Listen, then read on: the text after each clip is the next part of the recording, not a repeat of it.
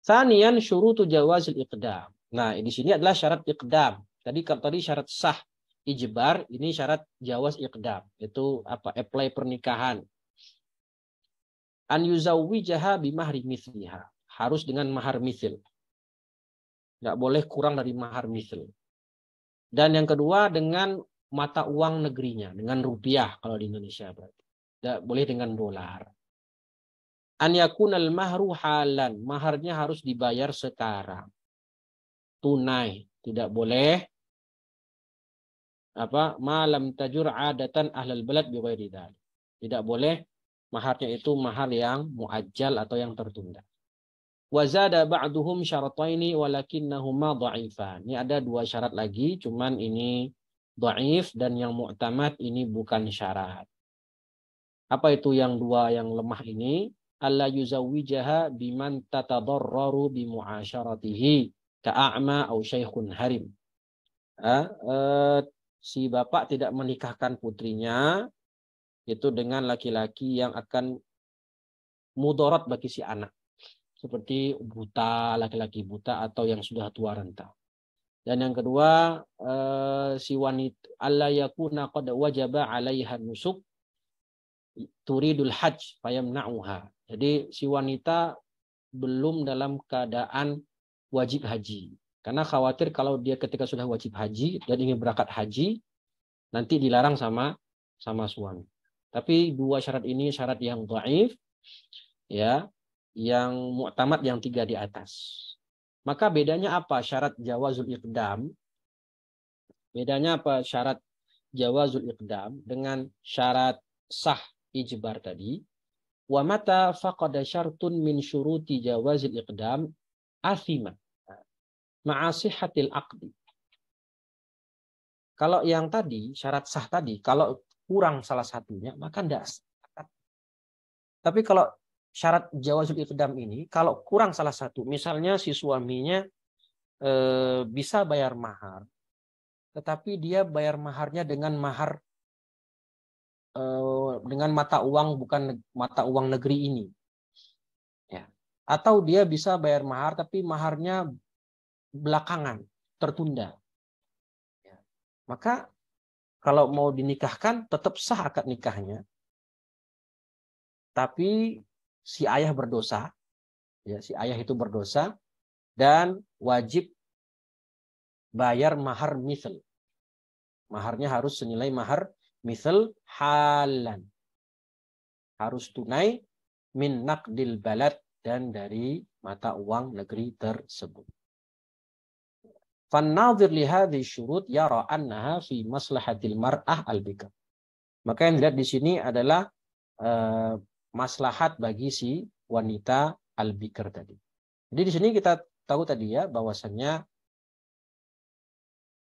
boleh bagi wali mujbir untuk memaksa nikah anaknya, dipaksa nikah dengan pilihan bapaknya, tapi dengan syarat-syarat tertentu, ya, yang sudah dijelaskan oleh para ulama. Hikmahnya apa?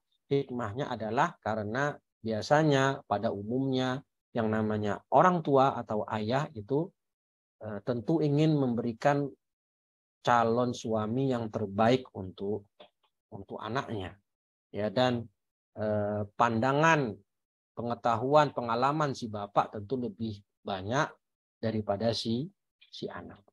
Tapi saya katakan tadi tetap lebih afdol kalau si bapak itu minta izin atau minta dulu persetujuan si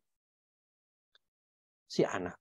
Dan persetujuan si anak gadis, persetujuannya adalah kalau dia suku tuha, dengan diamnya. Ketika dilamar terus dia diam saja, maka itu tandanya dia setuju. Ya. Tapi kalau sayyib, yaitu janda tadi, itu kalau nggak boleh dia dipaksa nikah. Kalau sayyib nggak bisa. Yang boleh dipaksa nikah hanya bikr. Sedangkan sayyib tidak bisa seorang wali mujibir memaksa anak wanitanya yang statusnya sayyib. Harus seizin. Dan izinnya harus lisan. Nggak boleh cuma diam, harus ya saya setuju atau ya enggak setuju, harus lisan. Wa ammal mar'atu tsayyib fala budda min idniha wa yakunu ba'da bulughiha. Ya, sedangkan wanita yang tsayyib itu izinnya harus diminta izin setelah balik. Falau tuliqat qablal bulugh. Nah, misalnya ada seorang anak wanita nikah ketika sebelum balik. Kemudian cerai. Cerai sama suaminya dan statusnya belum balik, masih kecil. Setelah dicerai ada laki-laki lain yang ingin menikahinya. Berarti kan dia thayyib. Ya, misalnya dia menikah di usia 11 tahun. Ya, 11 tahun. Baik. Nah, kemudian dicerai sama suaminya di usia 12 tahun. Nah, dan belum balik. Lalu setelah itu setelah cerai mau nikah lagi sama orang lain. Maka statusnya dia sudah apa? Sudah thayyib berarti kan ya, sudah thayyib, maka si bapak itu tidak boleh langsung menikahinya. Ya, tidak boleh langsung menikahinya sampai dia balik. Setelah itu baru diminta izin. Mau nikah apa enggak? Wa yakunu nutqan. Wa yakunu apa? Wa yakunu nutqan. Harus dengan lisan. Tidak boleh hanya dengan diam saja.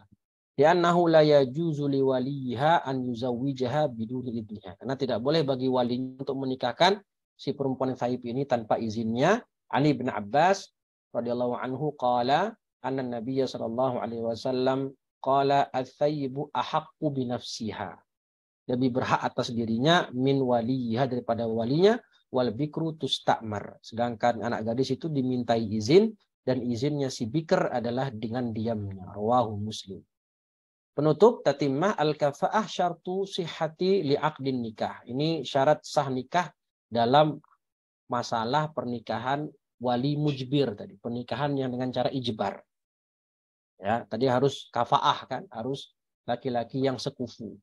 Wa nadhama ba'duhum khisal al-kafa'ah fi qawli. Nah, kafa'ah itu apa sih? Apa saja standar kafa'ah itu? Syartul kafa'ah khamsatun qad harrarat. Yambika anha baitu sya'rin mufrad. Ya, nasabun wadinun hirfatun hurriyatun faqdul uyubi wa fil yasari taraddud. Ya, nasab, secara nasab sekufu enggak. Biasanya orang Arab itu kan enggak mau nikah dengan sesama Arab. Ya. Agamanya yang perempuannya soleh maka tidak boleh menikahkan dengan laki-laki fasik. Ya. Secara hirfah, pekerjaan, hurriyah, merdeka, tidak ada aib, wafil yasari taraddud. Ma makna yasar?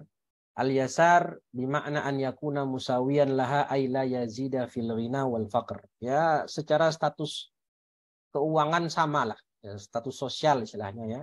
Penghasilan itu tidak jauh beda dengan si wanita. Warrajih annahu la yushtarat. Yang rajih itu dia tidak disyaratkan. Li'annal mal ghada wa ra'iha wa la yaftakhir bihi ashabul muru'at wal bal. Yang rajih itu tidak disyaratkan. Kenapa? Karena harta itu ya bisa datang dan pergi, dan harta itu tidaklah dibanggakan oleh orang-orang yang mempunyai basirah dan muru'ah. Wa qala al-alamah Mar'i al-Hambali qalu al-kafa'ah sittatu fa ajabtuhum qad kana hadha fi zamani aqdam amma banu hadha zaman fa innahum la ya'rifuna siwa yasarud dirah. Ala kulli hal tadi ya, yang kafa'ah itu ya secara agama ya, secara ketakwaan, kemudian Islam tentu ya. Kalau perempuannya muslim laki-lakinya kafir maka tidak sah, jelas tidak sekufu. Kemudian merdeka, perempuan yang merdeka maka laki-laki juga harus laki-laki merdeka secara nasab. Perempuan yang nasabnya bagus, laki-laki juga nasabnya bagus atau jelas, ya. Dan secara mihnah, secara pekerjaan. Ya, beberapa waktu lalu saya pernah ada teman rekan kerja waktu di sekolah yang lama di Purwokerto itu pernah minta tolong ke saya, Ustaz, tolong carikan jodoh buat nih alumni Smait Al-Irsyad Purwokerto. Saya tanya dia apa backgroundnya. Backgroundnya ya alumni SMAIT, terus gini. Sekarang kerjanya apa? Kerjanya jadi direktur BPJS di mana gitu, di Jakarta gitu. Wow, BPJS. Saya tawarkan ke teman-teman saya di cari ahli PIA, apakah masih ada yang jomblo kan? Nah, tanya, ini ada akhwat mau nikah nih. Nah, orang tua si akhwat ini pengen mencari suami LC. Pokoknya cari yang LC start gitu, kata orang tua si perempuan ini. Mau lulusan Mesir kayak mau Libya kayak yang penting LC. Dan si perempuan ini manut sama emaknya. Anaknya manut sama apa kata ibunya dia manut gitu. Tapi syaratnya harus LC. Nah, teman-teman saya lah pada mundur ketika tahu kerjanya apa, direktur BPJS. Wah, gajinya berarti gede. Berarti gede ya, apalagi penempatannya di Jakarta atau di Jakarta itu. Bisa gajinya bisa 10 juta itu. Nah, teman-teman Lipia itu kan rata-rata guru ya gitu kan. Enggak ada gaji segitulah secara umum gitu. Itu langsung mundur, enggak mau. Enggak ada yang mau gitu. Akhirnya saya bilang pas Ustadz teman saya itu bilang, sebenarnya Ustadz ada nggak yang mau gitu? Nggak ada. Karena mungkin itu karena tidak sekufu, merasa tidak sekufu. Ya. Kan gimana laki-laki menjadi qawwam atas istrinya kalau istrinya itu lebih berpenghasilan gede dibandingkan suaminya. Maka nanti ini repotnya nanti di rumah tangga itu begitu. Laki-laki tidak ada qawwamnya nanti di dalam rumah tangga. Baik, itu saja mungkin dari saya. Alhamdulillah kita bisa selesai membahas 3 pembahasan sebagaimana yang direncanakan. Silakan saya kembalikan ke Mbak Hisan untuk dibuka sesi tanya jawab. Tafadhol.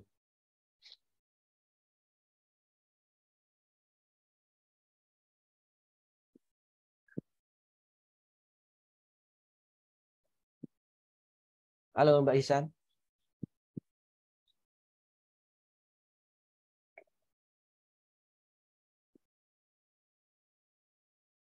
Ini kemana nih moderator?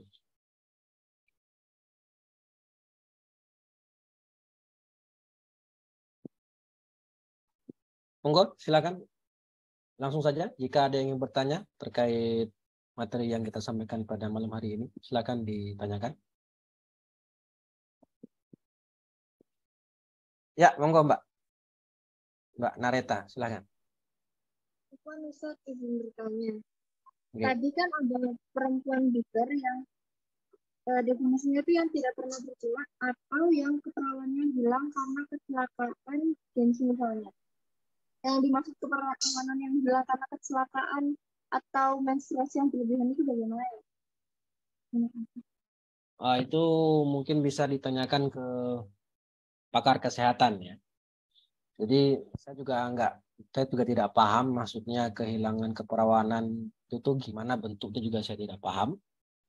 Ya, cuman di sini ya pengertian ulama itu tadi keperawanannya hilang, namanya biker itu keperawanannya hilang, tapi bukan karena jima. Ya. Dan mungkin saja ya mohon maaf terjadi kecelakaan yang membuat mohon maaf bagian vitalnya itu terluka atau apa ya sehingga menghilangkan keperawanannya tapi bukan karena jima ya, tapi karena kecelakaan atau yang lain dan saya tidak paham juga bagaimana maksud dari kehilangan keperawanan itu bagaimana bentuknya itu tidak mengerti wallahu a'lam bishawab. Mungkin begitu Mbak Nareta, semoga jelas ya. Bisa kemudian. Iya. Monggo. Siapa lagi? Mbak Mas Haidar, silakan Mas Haidar dulu. Baik, bismillah. Sebelumnya perkenalkan, nama saya Haidar Nasir. Izin bertanya, Tad. Okay. Tadi kan sempat dibahas tentang perwalian. Nah, itu juga ada contoh kasus yang mana ketika seseorang yang hendak menikah, terus orang tuanya tuh nggak tahu kemana, pergi belayar dan nggak pulang-pulang serta tidak ada kabar. Nah, singkat cerita, otomatis kan bergeser nih ke kakek ataupun saudara kandungnya untuk kasus perwaliannya. Nah, setelah menikah, jarak berapa lama, tiba-tiba orang tuanya tuh sang ayah ini pulang ke rumah. Nah, apakah status pernikahannya tetap sah atau bagaimana? Terima kasih. Oke. Baik. Tadi contohnya kalau ayahnya itu hilang, tidak diketahui kabarnya, itu faqdul wali tadi ya. Walinya, bapaknya ini Muslim balik berakal, cuman pas mau nikah itu nggak diketahui di mana kabarnya, entah kemana perginya, nggak tahu kita. Ya, maka kalau seperti ini kasusnya, maka perwaliannya tidak berpindah dari bapak ke kakek, tidak, tapi langsung bergeser ke wali hakim. Nah, jadi tadi sudah saya sebutkan ada kasus di mana kalau perwaliannya berpindah dari wali yang dekat ke wali yang jauh. Dan ada juga perwalian yang berpindah langsung ke hakim. Nah, contoh kasus yang tadi Mas Haidar sebutkan, yaitu walinya tidak diketahui di mana tempatnya, maka saat itu perwalian langsung berpindah ke wali hakim. Lah, kalau nanti sudah nikah dengan wali hakim, setelah pernikahan, ayahnya pulang kembali, diketahui, oh ternyata udah balik, maka tetap pernikahannya sah, tidak perlu diulang. Begitu ya Mas Haidar ya. Allahu a'lam bishawab. Naam. Siapa lagi tadi? Mbak Fatimah, monggo Mbak Fatimah. Ya Ustaz, aku izin bertanya. Tadi Ya. kan kalau yang dipaksa menikah itu perempuan. Jadi kan syarat-syaratnya tersebut. Kalau yang dipaksa menikah itu anaknya laki-laki, apa sama Ustaz? Oh, sama. Apakah sama? Ya. Yang boleh dipaksa itu hanya anak perempuan. Ya, yang boleh dipaksa itu hanya anak perempuan. Jadi waliul mujbir itu boleh memaksa anak perempuannya. Kalau laki-laki itu tidak boleh dipaksa. Ya. Karena yang nanti diminta izin itu ya anaknya. Kalau laki-laki itu tidak boleh dipaksa. Khusus untuk perempuan saja, ya, bukan kepada laki-laki. Begitu ya, Mbak ya? Ya Ustaz, jazakumullah khairan. Iya, Kum. Monggo, tadi siapa lagi tadi? Mbak Ella tadi angkat tangan kayaknya tadi. Monggo, Mbak. Afan Ustaz tanya. Kan kalau misalnya budak perempuan itu kan bisa dinikahi sama laki-laki merdeka. Kalau laki-lakinya budak boleh nikah sama perempuan merdeka nggak Ustaz? Laki-lakinya budak boleh nikah sama perempuan merdeka nggak? Boleh. Nggak masalah. Laki-laki merdeka menikahi budak boleh. Laki-laki budak menikahi perempuan merdeka boleh. Kalau secara boleh, boleh. Tapi kalau tadi dalam masalah wali ijbar, tidak boleh si perempuan merdeka tapi bapaknya memaksa menikahkan putrinya dengan laki-laki budak. Itu nggak boleh. Ya, dalam masalah ijbar tadi ya, memaksa nikah. Tapi kalau datang budak mau melamar si perempuan, terus si ayahnya bilang, kamu setuju nggak nih? Mau, si perempuannya mau, boleh-boleh saja. Ya, boleh-boleh saja. Si laki-laki ini budak menikahi perempuan merdeka, boleh-boleh saja, nggak masalah. Dan hanya boleh mengumpulkan berapa? Kalau laki-lakinya budak, kalau mau nikah berapa maksimal perempuannya? Kemarin? 2. Iya, 2 saja. Meskipun perempuan yang merdeka nih, tapi si laki-laki kan budak. Maka si laki-laki budak hanya boleh mengumpulkan maksimal 2 wanita. Baik itu dari kalangan wanita budak maupun dari kalangan wanita merdeka. Ini begitu ya Mbak Ella? Bisa dipahami Mbak Ella? Ustaz. Jazakumullah Ustaz. Iya, aku. Ada lagi yang mau ditanyakan terkait malam hari ini, atau masih ada yang bingung tentang milkul yamin? Nah, kemarin saya dapat banyak pertanyaan tentang milkul yamin. Silakan dibuka pintu pertanyaan seluas-luasnya. Fadhal. Ustaz mau tanya lagi. Ya, monggo, silakan. Terus kalau budak sama budak itu gimana Ustaz? Hah? Kalau budak sama budak itu gimana, Ustaz? Nggak gimana-gimana. Boleh-boleh saja. Ini, saya punya budak. Budak saya perempuan. Kemudian misalnya siapa? Si Ahmad misalnya punya budak.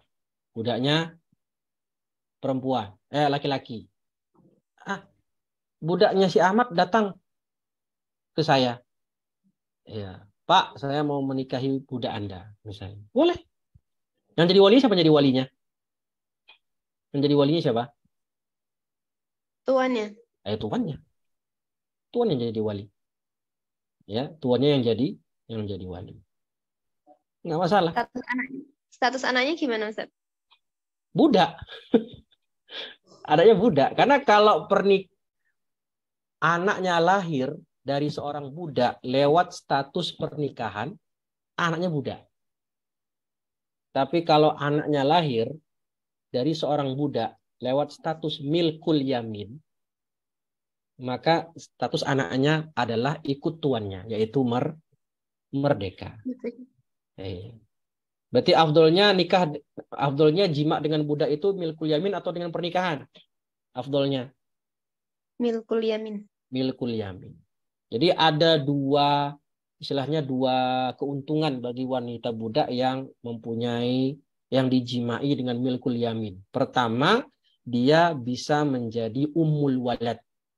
Nanti dia punya anak dari tuannya, itu namanya statusnya budaknya ummul walad. Ummul walad ini otomatis langsung merdeka ketika tuannya meninggal. Dan tidak boleh dia diperjualbelikan lagi, nggak boleh. Dan yang kedua, status anaknya hasil hubungan dengan tuannya itu statusnya merdeka, tidak menjadi budak. Tapi itu dulu ketika masih ada perbudakan. Sekarang sudah tidak ada lagi. Begitu? Ya, Ustaz. Wadih? Wadih. Nah, fadal. Ada lagi yang mau ditanyakan? Jazakallahu khairan, Ustaz. Wa'alaikum.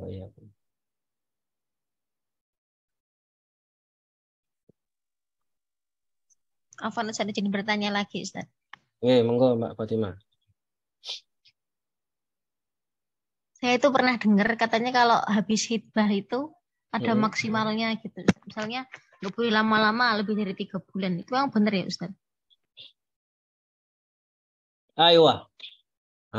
Ya, namanya khitbah itu janji mau menikahi dan tidak boleh berlama-lama. Ya.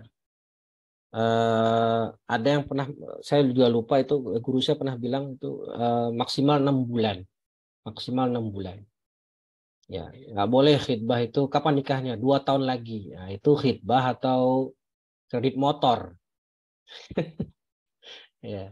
Yang namanya khitbah itu berarti memang siap sudah mau menikah. Jadi ketika orang mengkhitbah itu, dia itu memang siap ingin menikah. Karena namanya khitbah itu muqaddimatun nikah, muqaddimatuz zawaj. Jadi langsung tentukan ketika khitbah, langsung tentukan kapan waktu pernikahannya. Jangan lama-lama. Ya, jangan lama-lama. Kalau nikahnya kapan? 2 tahun lagi atau tahun depan, itu kelamaan namanya. Ya. Itu berarti dia belum siap nikah berarti. Kalau belum siap nikah, jangan khitbah. Khitbah itu ketika memang udah pengen menikah. Sebelum menikah kan kita lamar dulu. Nah, itu jadi memang dia siap nikah gitu loh. Bukan itu namanya nyicil motor itu. 2 tahun lagi atau 5 tahun lagi ya. Nah, ini nyicil motor. Kalau sampai begitu nggak usah, tinggalkan aja itu. Boleh si wanita langsung membatalkan akad khitbahnya, boleh. Kalau si laki-laki tidak serius ya, nanti setahun depan atau 5 tahun lagi ya, ini boleh bagi si wanita untuk membatalkan. Gitu ya Mbak Fatimah ya. Ya Ustadz. Jazakumullah khairan Ustadz. Ya aku. Mbak Nareta mau bertanya lagi? Silakan. Apa Ustaz, masih yang bersangkutan dengan pertanyaan Mbak Fatimah tadi. Apa? Masih bersangkutan dengan pertanyaan Mbak Fatimah. Iya. Di khitbah itu 2 tahun. Dan sampai tahun ini tuh belum menikah, cuma khitbahnya tuh belum dia batalin gitu. Itu sah atau enggak, atau batal atau gimana? Enggak, coba ulangi, putus-putus tadi suaranya. Coba ulangi. Jadi teman saya itu di khitbah 2 tahun yang lalu. Dan sampai tahun ini tuh belum dibatalin sama dia. Kira-kira khidbahnya tuh tetap sah atau batal? Ya, tetap sah. Ya, karena tidak ada pembatalan dari si perempuan. Ya, tetap sah. Cuman ya selama statusnya masih khidbah, tidak boleh melakukan hal-hal yang diharamkan syariat karena status mereka berdua itu masih wanita masih asing, belum menjadi mahram. Nggak boleh boncengan dua-duaan, nggak boleh berkholwat, nggak boleh SMS-SMS-an yang tidak penting, ya, karena status mereka itu masih masih ajnabiyah.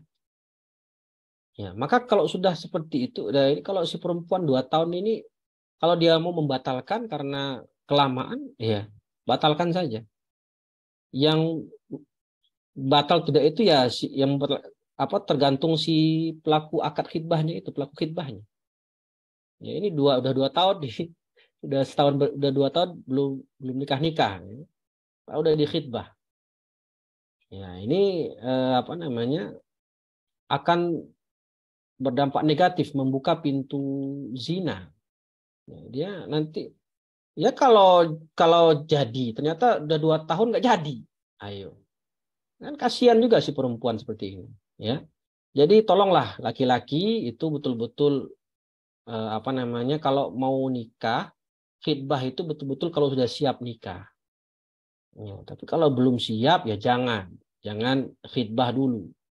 Karena khidbah itu adalah memang menunjukkan keinginan kita betul-betul ingin menikah. Setelah khidbah ya sebulan atau 2 bulan langsung nikah begitu. Gitu ya Mbak Nareta ya. Semoga dapat dipahami. Baik, bisa mengerti. Baik, mungkin cukup sekian. Mbak Hisan? Halo, Mbak Hisan? Ya, Ustaz. Kemana tadi? Mohon maaf tadi ada sedikit. Ya, mungkin sudah atau ada lagi yang ingin bertanya? Sudah ya? Ya, mungkin cukup dulu. Kita lanjutkan insya Allah hari Senin insya Allah. Ya, baik peserta yang dirahmati oleh Allah Subhanahu wa taala. Sudah selesai pertemuan ketiga ya, sudah selesai.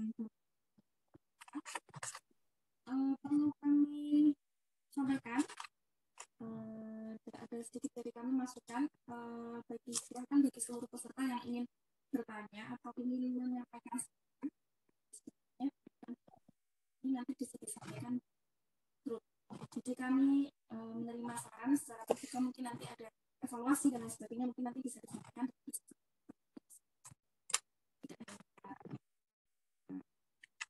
Mungkin untuk pertemuan ini kami cukupkan.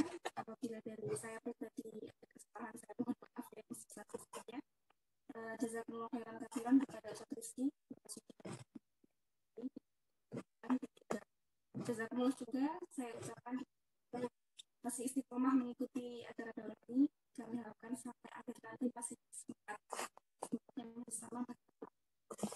Ya, mari kita tutup kajian kita pada malam hari ini. Alhamdulillahirabbil alamin. Subhanakallahumma bihamdika asyhadu an la ilaha illa anta astaghfiruka wa atubu ilaik.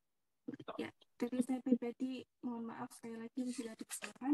Billahi taufiq wal hidayah. Assalamualaikum warahmatullahi wabarakatuh. Waalaikumsalam warahmatullahi wabarakatuh. Jazakumullah khairan ya Ustaz. Waalaikumsalam warahmatullahi wabarakatuh.